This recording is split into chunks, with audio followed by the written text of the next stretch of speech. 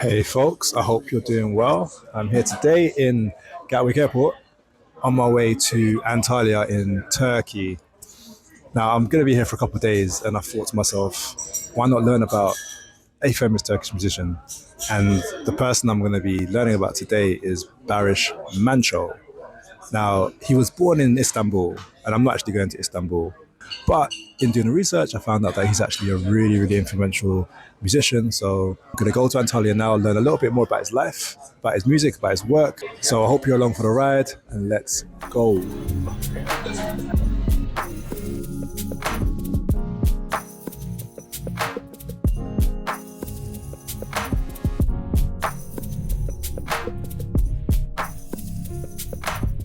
So my original plan was actually to go around the streets of Antalya and tell you more about Barash's life and music. But this is the nature of being a professional musician. Sometimes you might have ideas about what you want to do when you get to a place, but because of where you are, you're not always able to do it. So today I'm on a resort, which is actually really stunning. So I'm going to be talking to you from here, if that's okay. I'll show you a bit of where I'm staying. But unfortunately, I'm not going to be able to show you, the streets of Antalya and talk a bit more about Barash's life in that way.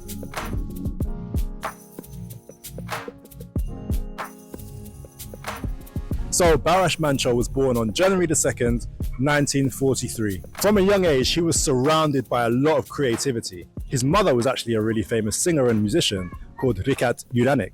And there's many videos of her performing all over YouTube if you want to go and check her out. And so Baris grew up with a mixture of Turkish folk music and rock music and different styles from around the world, which really helped to inform his music as he grew up.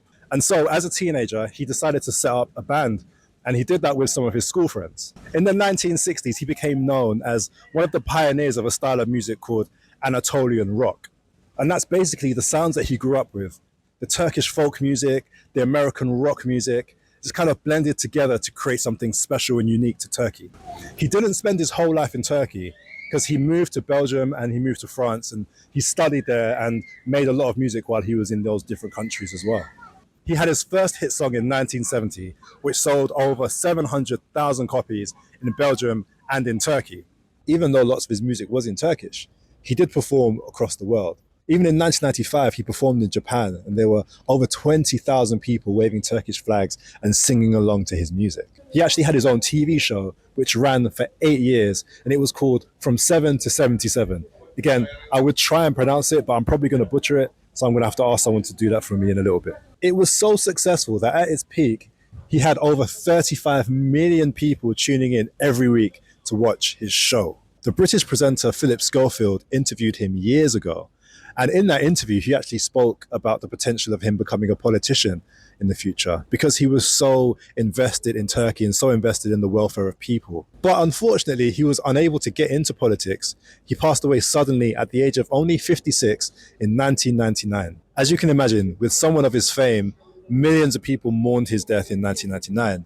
And after a few years, his house was turned into a museum. And you can still go and visit it today, filled with some of his instruments, his memorabilia, and many other things to commemorate and celebrate his life and his work. For so many people, he wasn't just a musician. For so many, he was a role model.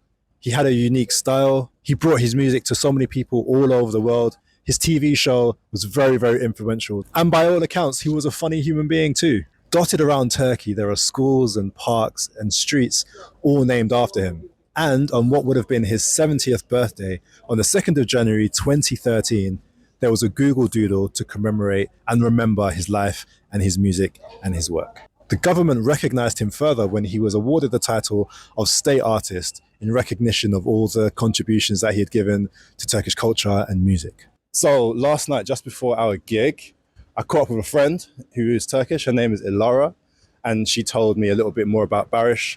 From her perspective, I realized that I had been pronouncing, instead of Dagla, Dagla, is Dala, Dala, which means mountains, mountains. I was pronouncing that wrong. So thank you, Ilara, for that. And this is what she had to say. Hello everyone, I'm from Turkey and Baris Manço is really famous here. And his most famous song is Dağlar Dağlar. And he also was part of a show called 7'den 77'ye, which is also like a TV show when my parents were children and they used to watch, and they watched it when I was also growing up. So I watched them with them too. Thank you. All right, folks. So that's it. Take care of yourselves. Peace. And check out some of Baris's music because it's pretty cool. Later. Not gonna lie, I went on a couple of these and the green one is absolutely terrifying. I highly recommend it.